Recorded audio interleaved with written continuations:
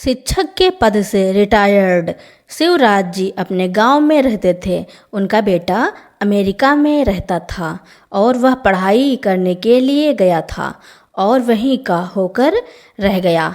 कई बार शिवराज जी ने अपने बेटे को आने को कहा, लेकिन वह कोई न कोई बहाना बनाकर टाल देता था, जिस कारण पार्वती जी अपने बेटे की याद में बीमार रहने लगीं। लेकिन बेटे को फिर भी कोई फर्क नहीं पड़ा। एक दिन ऐसा आया कि पार्वती जी अपने पति को और अपने बेटे को याद करती हुई इस दुनिया से चली गईं।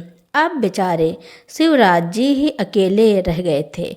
वह किसी तरह अपना जीवन काट रहे थे। पार्वती जी और उनके पति शिवराज जी एक बहुत अच्छे इंसान थे।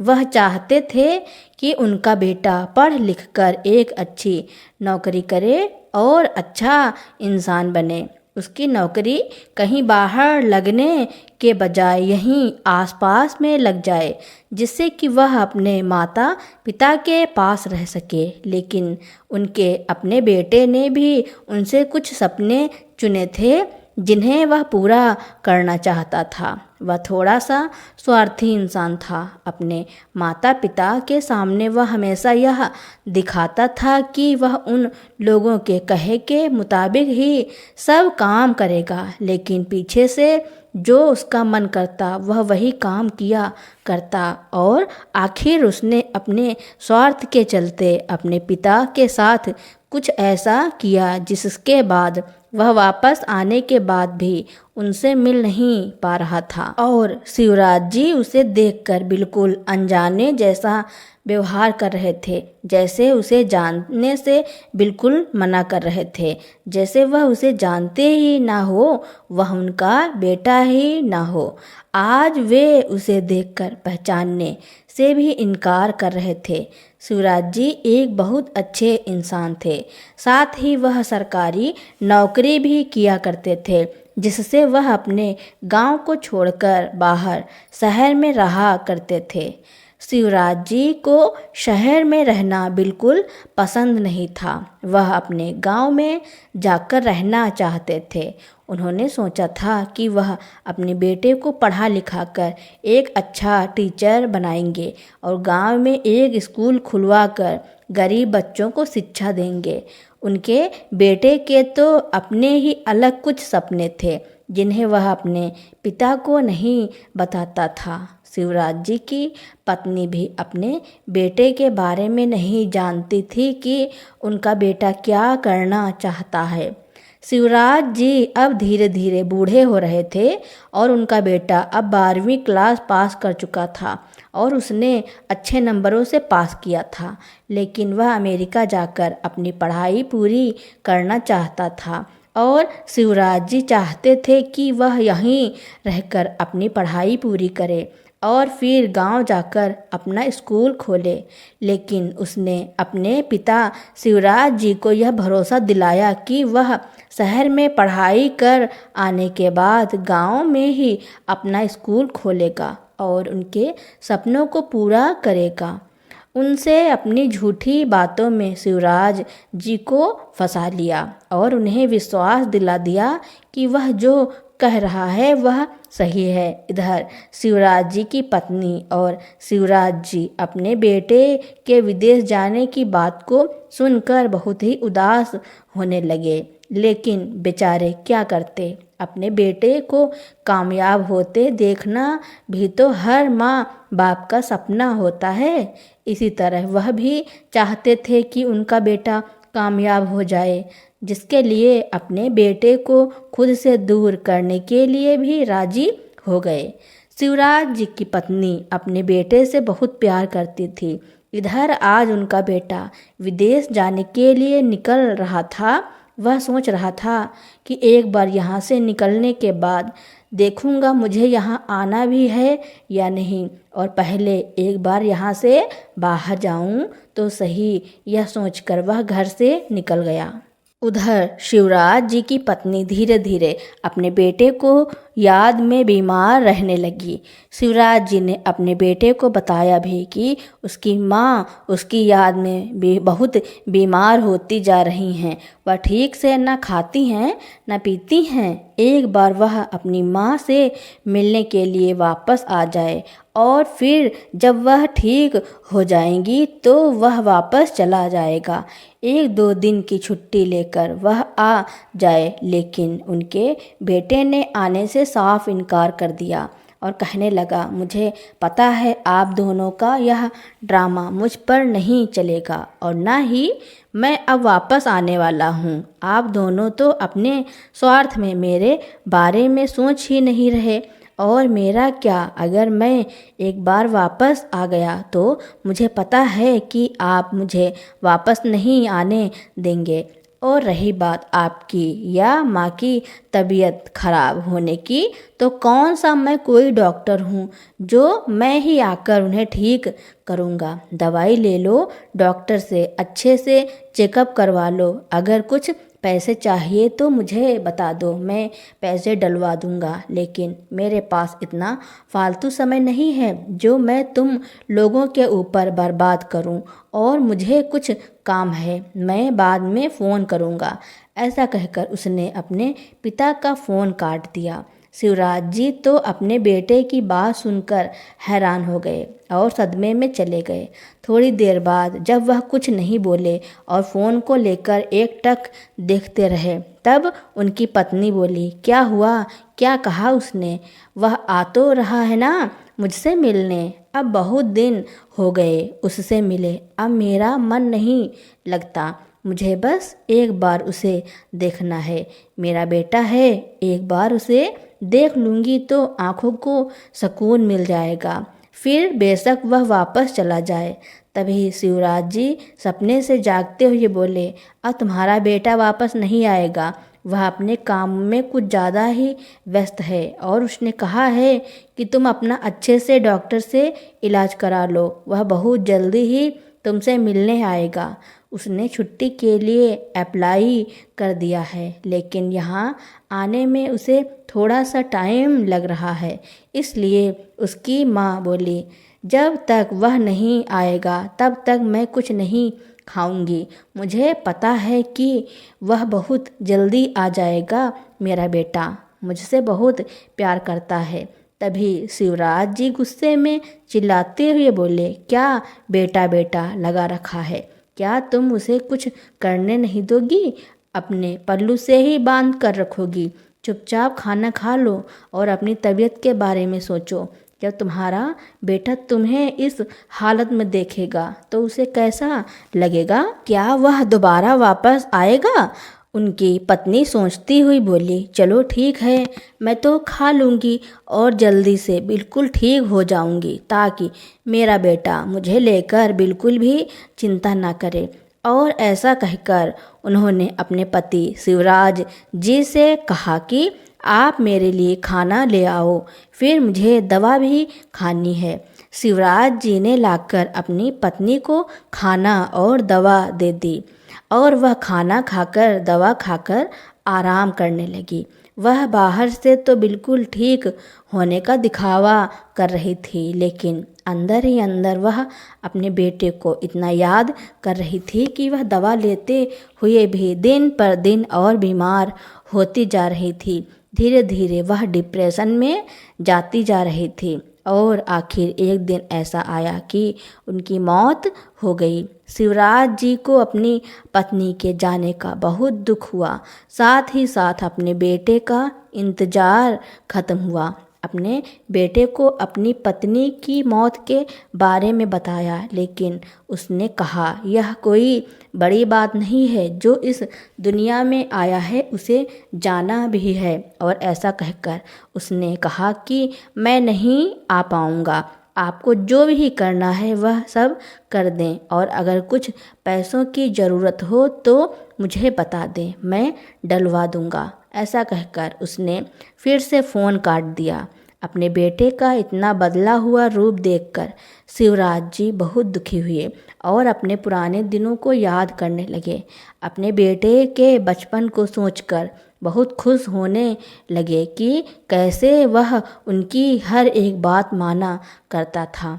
जैसे वह कहते थे वैसे ही किया करता था। लेकिन जब उनका यह सपना टूटा और वह हकीकत में आए तो वह यह सब बर्दाश्त नहीं कर पा रहे थे कि उनका बेटा कितना बदतमीज़ और बेदर्द हो गया है, जिसे अपनी माँ की बिल्कुल चिंता नहीं है। वह अपनी माँ के मरने पर भी अफसोस नहीं जता रहा और ना ही मरी हुई माँ को देखने के लिए एक बार भी आया, उल्टा अपने पैसों का रोब मुझे दिखा रहा था।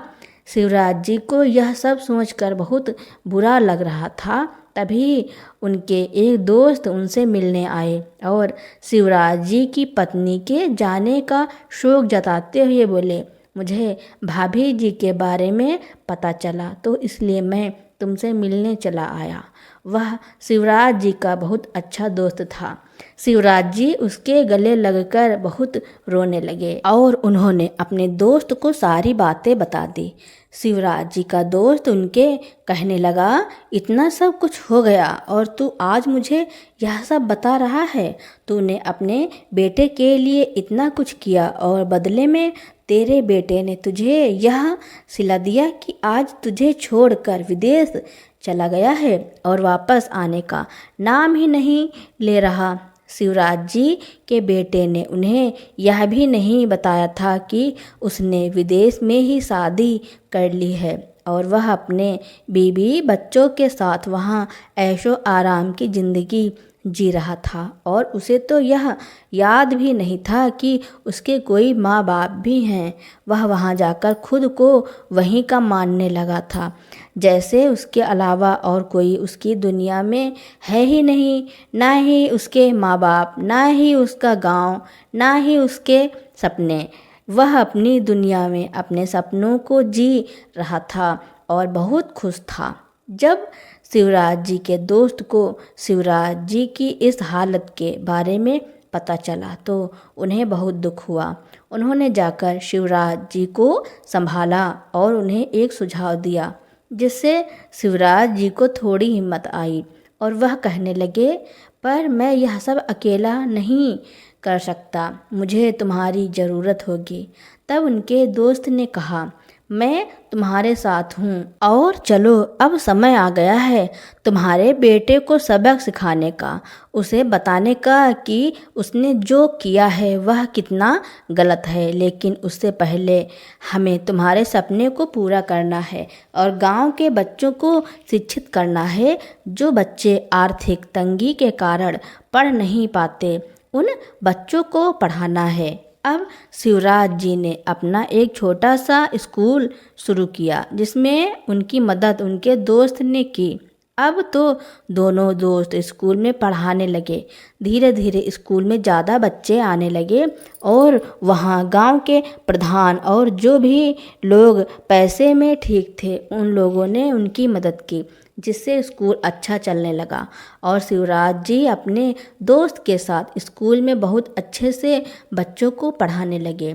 और एक लड़का जिसके माता पिता नहीं थे, उन्हें भी शिवराज जी ने अपने बेटे की तरह रखा और उसे पढ़ाया लिखाया। और आज वह लड़का पढ़ाई के लिए शिवराज जी ने खुद अपनी मर्जी से विदेश भेजा था। उस लड़के का भी एडमिशन उसी कॉलेज में हुआ था जिसमें शिवराज जी का बेटा पढ़ने के लिए गया था। उस लड़के को भी शिवराज जी के बेटे के बारे में सब पता चल गया था, जिससे वह बहुत नाराज़ था कि उसने अपने पिता के साथ ऐसा क्यों किया। और इसलिए वह लड़का भी चाहता था कि वह उसी कॉलेज में जाकर शिवराज जी के बेटे के बारे में पता लगाए। और फिर उस लड़के ने उनके बेटे के बारे में सब पता लगा लिया, लेकिन साथ ही साथ वह पढ़ने में भी अच्छा था। उसने अपना कॉलेज टॉप किया और आज यहाँ विदेश में बहुत अच्छी कंपनी में मैनेजर की पोस्ट पर था। और वह अपने मुँह बोले पिता शिवराज जी को भी अपने साथ विदेश लेकर गया और वहाँ शिवराज जी का भी बहुत सम्मान किया। शिवराज जी जब अपने बेटे के साथ वापस आए तो उनका मुँह बोला बेटा अब बहुत पैसे वाला था और वह हर सुख सुविधा अपने पिता शिवराज जी को देना चाहता था। जब एक दिन शिवराज जी का बेटा विदेश से वापस आया तब उसने देखा कि बड़ी सी गाड़ी से कोई निकला है। जैसे ही उसने उस आदमी के चेहरे की तरफ देखा तो वह देखकर चौंक गया और उसके मुंह से कुछ भी नहीं निकला। वह इतना ज़्यादा हैरान हो गया कि वह देखता रह गया और शिवराज जी वहाँ से उसे नज़रअंदाज करके चले गए और वह उन्हें देखता रह गया। जब उसकी पत्नी और बेटे ने उससे पूछा कि यह कौन थे और तुम इन्हें ऐसे क्यों देख रहे हो, तब उसने अपनी पत्नी को बताया कि वह उसके पिता हैं। उसने कहा कि यह ही मेरे पिता हैं। तब वह कहने लगी कि तुमने आज तक हमें इनके बारे में कभी भी कुछ नहीं बताया, ना ही कभी किसी बात में इनका जिक्र ही किया और आज अचानक से ही तुम्हारे पिता भी आ गए। तब वह बोला हाँ यह मेरे पिता ही हैं, लेकिन मैं यह सोच रहा हूँ कि आखिर इनके पास इतना पैसा आया कहाँ से। क्या बात है, सूट बूट में इतने ठाट बाट से जा रहे हैं और उनके आसपास बॉडीगार्ड भी हैं।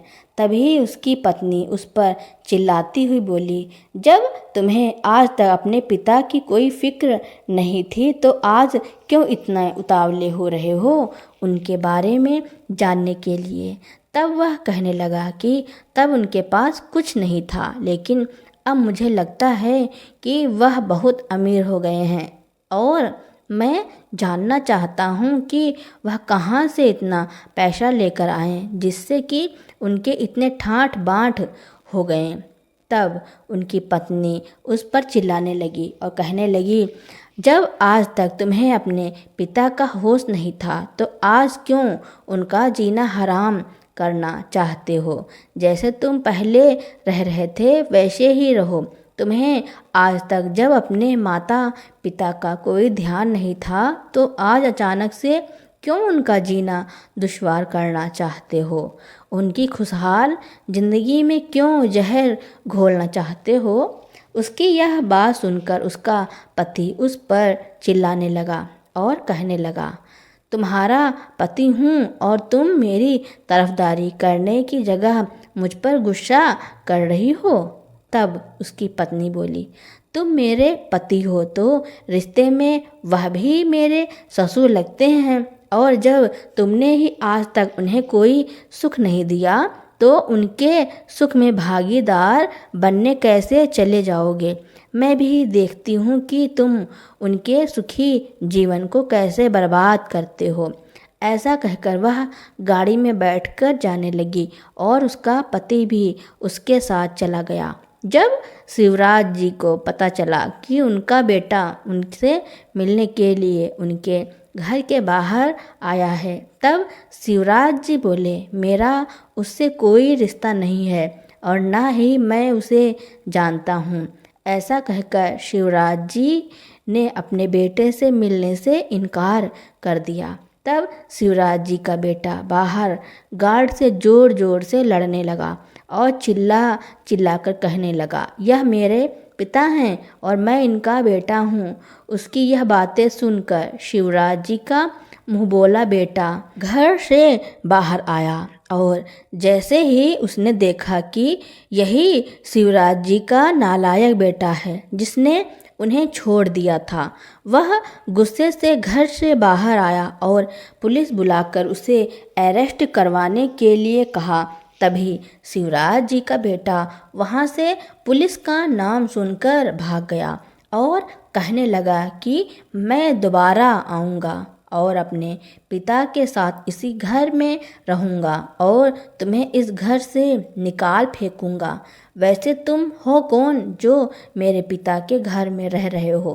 तब वह कहने लगा वह तुम्हारे पिता नहीं हैं, वह मेरे पिता हैं और मेरे पिता मेरे साथ इस घर में रहते हैं।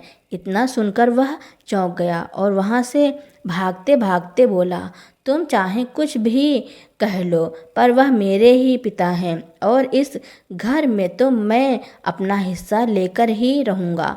वह वहाँ से इतना कहकर भाग गया।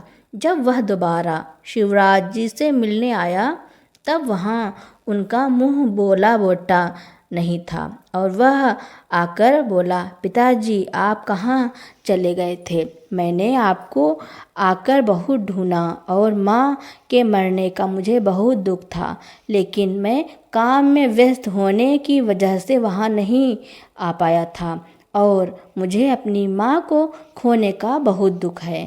पर अब मैं आपकी बहू और पोते को अपने साथ लेकर आया हूँ और अब आज से हम सब लोग यहीं रहेंगे आपके साथ, अपने पूरे परिवार के साथ। ऐसा कहकर वह उन्हीं के पैर पकड़ने लगा।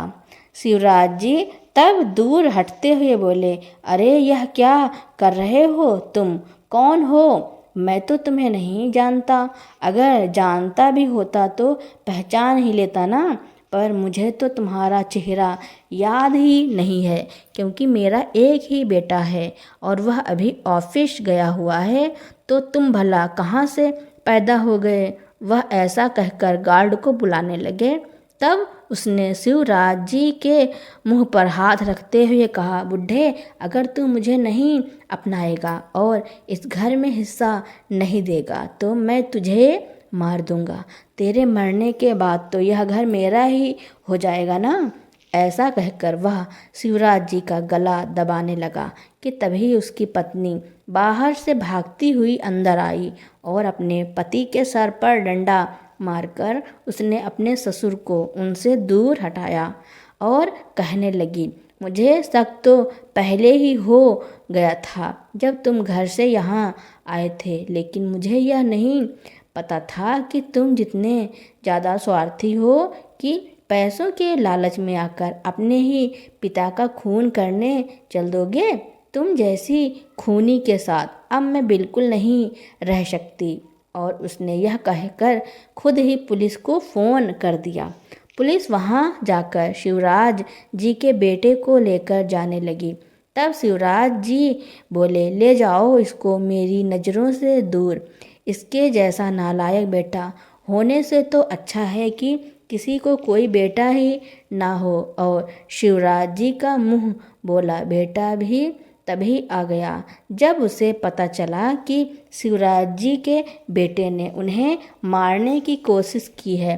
तब वह आज बहुत ज़्यादा गुस्सा हो गया और शिवराज जी के बेटे का गला पकड़कर उससे बोला, तेरी हिम्मत कैसे हुई मेरे पिता को हाथ लगाने की? जब उन्हें तेरी ज़रूरत थी तब तो तू उन्हें छोड़कर भाग गया था और आज जब उनके पास सब कुछ है तो तू फिर से वापस आ गया पैसों के लिए, पैसों के लालच में। और आज पैसों के लालच में तू इतना अंधा हो गया है कि अपने ही पिता को मारने चला था और उसे फिर पुलिस पकड़कर ले गई।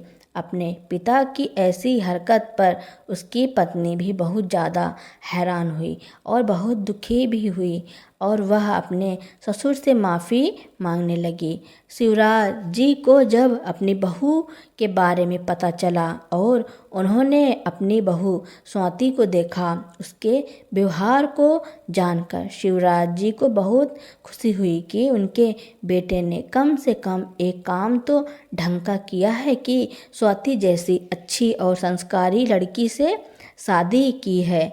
शिवराज जी ने स्वाति से कहा, इसमें तुम्हारी कोई गलती नहीं है बेटा, जो किया तुम्हारे पति यानी मेरे बेटे ने किया। तुम्हें माफ़ी मांगने की कोई ज़रूरत नहीं है बेटा। और ऐसा कहकर स्वाति को उठाकर बोले, बेटा आज से तुम मेरे साथ यहीं रहना इसी घर में, और जब तक तुम्हारे पति को उसके किए हुए कर्मों की सज़ा नहीं मिलती है तब तक तुम यहीं मेरे साथ रहना और मेरा पोता भी मेरे ही साथ रहेगा।